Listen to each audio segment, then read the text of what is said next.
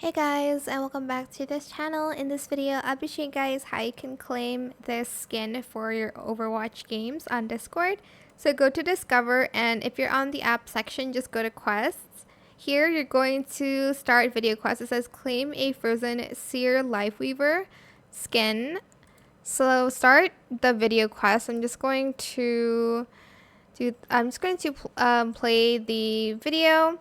Then once you're done playing it, you're just going to claim the reward here. I'm not sure. I think you might get like a code for it or whatever.